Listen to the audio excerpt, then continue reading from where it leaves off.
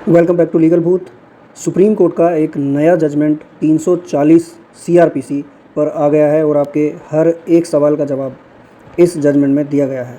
Supreme court के 3 जजों संजय किशन कौल, अभय सिंह ओका एंड विक्रम नाथ की बेंच ने अभी 15 सितंबर 2022 को सेक्शन 340 सीआरपीसी पर एक अभूतपूर्व निर्णय दिया है, जो इस सेक्शन 340 सीआरपीसी पर जजों, एडवोकेट्स, आरोपियों और जो सामान्य लिटिगेंट्स हैं और सब जनसाधारण हैं, सबके लिए एक नई समझ पैदा करेगा। और जितने भी कठिनाइयाँ, पेचीदगियाँ इसमें होती थी, उन सभी को सुप्रीम कोर्ट का ये जजमेंट रास्ता देगा।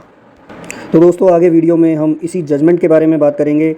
तब तक के लिए अगर आपने चैनल को सब्सक्राइब नहीं किया है, पहली बार आप देख रहे हैं, तो आप प्लीज़ चैनल को सब्सक्राइब कर लें, क्योंकि इस चैनल पर भारतीय कानून पर एक नए नज़रिए से विचार किया जाता है और जो लोग अपने फ़ॉल्स केसेस लड़ रहे हैं, उन्हें फ़ॉल्स केसेस में फंसा दिया गया है, उनके लिए इस चैनल पर कोर्ट में कैसे केस को लड़ना है, कोर्ट के बाहर कैसे केस को लड़ना है, समझना है, सीखना है और कैसे इससे बाहर निकलना है, इस तरह की नॉलेज इस चैनल पर दी जाती है। कोर्ट में किस तरह से प्रैक्टिकली केस को फाइट किया जाता है, ये इस चैनल पर बताया जाता है।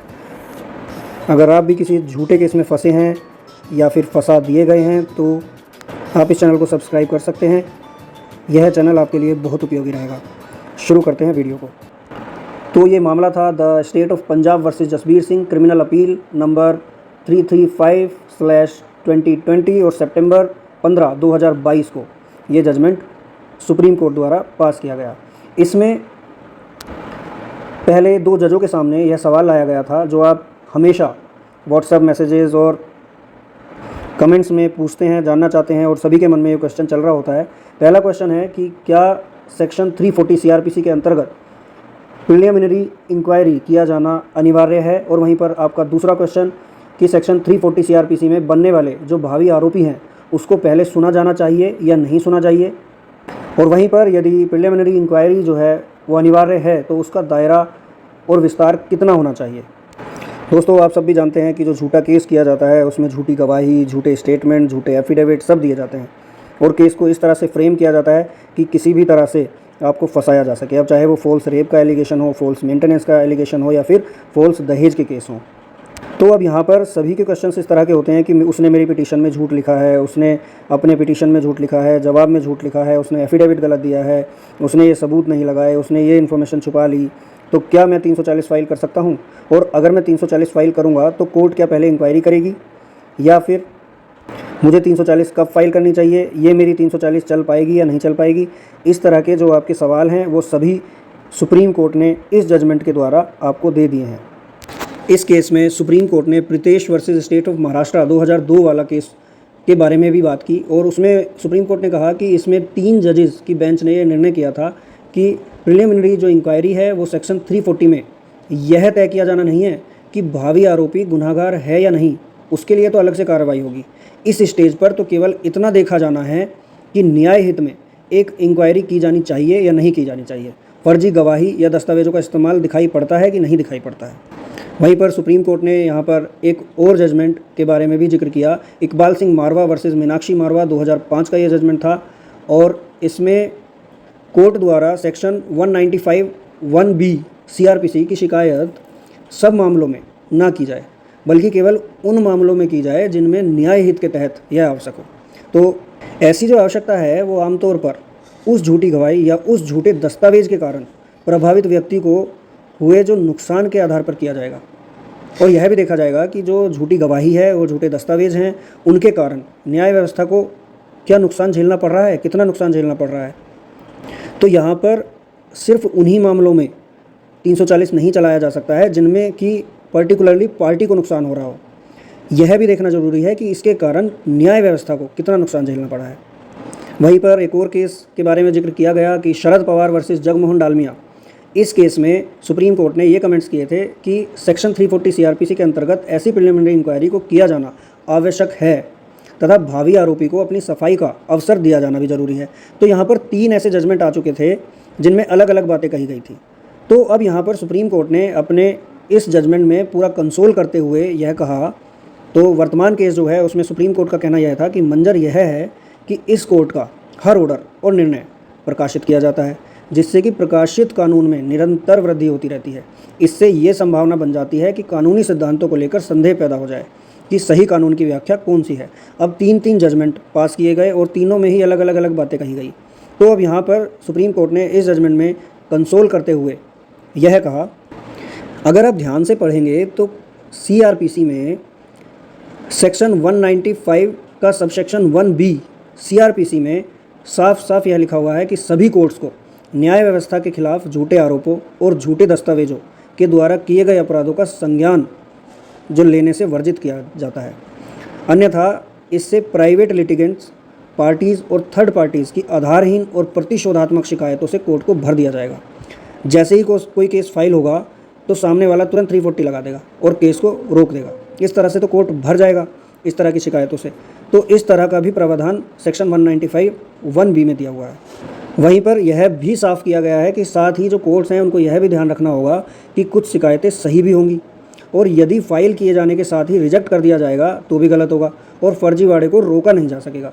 इसीलिए झूठे बयान और झूठे सभी फर्जी दस्तावेजों की शिकायत मिलने पर एक प्रिलिमिनरी इंक्वायरी किया जाना जरूरी है। यह देखा जा सके कि न्याय हित में कौन सी शिकायत को आगे बढ़ाया जाए और कौन सी शिकायत को ना बढ़ाया जाए। और इस तरह की जो इंक्वायरी है, इस इंक्वायरी के दौरान कोर्ट उस व्यक्ति द्वारा सहन किए गए नुकसान का आकलन करने के बजाय इस बात पर ध्यान देगा कि इससे न्याय व्यवस्था को कितना नुकसान हुआ है। संभव है कि उक्त झूठे बयान और दस्तावेजों के फर्जीवाड़े के कारण एप्लीकेंट को अपनी संपत्ति, गरिमा, अधिकारों का भारी नुकसान हुआ हो, लेकिन कोर्ट अपनी इंक्वायरी के दौरान यह पाए कि यह पक्षों के आपसी लाभ हानि से अधिक का मामला है।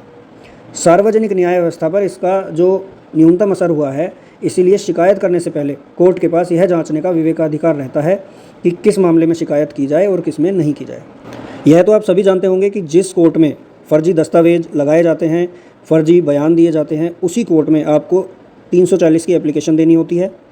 उसके बाद अगर कोर्ट को सही लगता है कि आपकी जो एप्लीकेशन है वो वैलिड है और ऐसा ऑफेंस बनता है, तब वो कोर्ट क्रिमिनल कोर्ट को यह रिक्वेस्ट करता है कि फ़लाँ आदमी ने मेरे कोर्ट में झूठ बोला है या फिर झूठे डॉक्यूमेंट्स लगाए हैं, इसके खिलाफ CRPC 340 की कार्रवाई की जाए। लेकिन अगर कोर्ट यह नहीं पाता है कि ऐसा ऑफेंस नहीं बनता है तो इस तरह की शिकायत को कोर्ट आगे नहीं बढ़ाता है। तो वर्तमान केस में भी, यानी हम जो बात कर रहे हैं the state of Punjab versus Jasbir Singh में, सुप्रीम कोर्ट ने यह निष्कर्ष निकाला कि सभी दृष्टिकोणों में से संविधान पीठ या कॉन्स्टिट्यूशन बेंच का दृष्टिकोण सर्वोपरि होता है। यही दृष्टिकोण किसी भी कानूनी स्थिति को सबसे अधिक स्पष्ट करता है, क्योंकि यह सबसे बड़ी बेंच का दृष्टिकोण होता है। कोर्ट ने शरद पवार केस की विसंगतियों और इसकी तरफ इशारा करते हुए कहा कि यह निर्णय एक विशेष केस की तथ्यात्मक जानकारियों को लेकर था और इसका उद्देश्य किसी कानूनी नियम को स्थापित करना नहीं था। तो यहाँ पर सुप्रीम कोर्ट ने आगे कहा कि हमें इस बात पर जरा भी संदेह नहीं है कि इस पूरी परिदृश्य में भावी आरोपी को the opportunity of being heard नहीं दिया जा सकता है।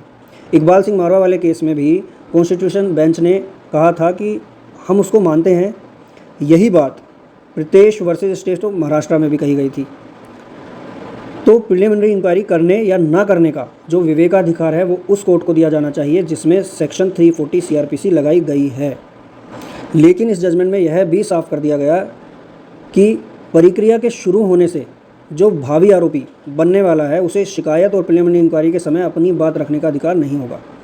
इस प्रिलिमिनरी इंक्वायरी का दायरा और विस्तार उतना ही रखा जाएगा जितना कि इकबाल सिंह मारवा वाले केस में संविधान पीठ कॉन्स्टिट्यूशन बेंच ने बताया, यानी कि यह बात वह कोर्ट तय करेगा जिसके सामने सेक्शन 340 CRPC की शिकायत लगाई गई है और जो प्रिलिमिनरी इंक्वायरी करने या ना करने की बात तय करने वाला है। तो इस जजमेंट का जो सार है वो मैं आपको बता देता हूँ। वापस लौटते हैं अपने क्वेश्चंस पे। तो पहला क्वेश्चन था कि क्या प्रिलिमिनरी इंक्वायरी किया जाना अनिवार्य है, तो यह कोर्ट पर डिपेंड करेगा कि वो ऐसी इंक्वायरी करना चाहते हैं या नहीं करना चाहते हैं। दूसरा क्वेश्चन, भावी आरोपी को पहले सुना जाना चाहिए या नहीं सुना जाना चाहिए? नहीं सुना जाना चाहिए। इसका जवाब इस कोर्ट में साफ साफ इस जजमेंट में दे दिया गया है। तो अगर आप भी इस तरह की जो अपनी 340 की एप्लीकेशन है वो दे रहे हैं कोर्ट में, तो अब कोर्ट की डिस्क्रिप्शन पावर है कि वो इंक्वायरी करना चाहते हैं या नहीं। दूसरा, भावी जो आरोपी हैं, जो आपका सामने वाला पक्ष है, उसको पहले सुना नहीं जाएगा। कोर्ट ही डिसाइड करेगा कि इस केस को आगे बढ़ाया जाना चाहिए या नहीं, यह चलने लायक है या नहीं चलने लायक है। सुप्रीम कोर्ट ने इस अपने जजमेंट में 340 को लेकर जो आपके सवाल थे उनको पूरा साफ़ कर दिया गया है। आप इस जजमेंट को अपने केसेस में यूज़ कर सकते हैं, और अगर आपके कुछ क्वेश्चंस हैं, कुछ जवाब आप पाना चाहते हैं तो आप कमेंट्स में हमसे पूछ सकते हैं। मिलते हैं अगली वीडियो में। जय हिंद, जय भारत।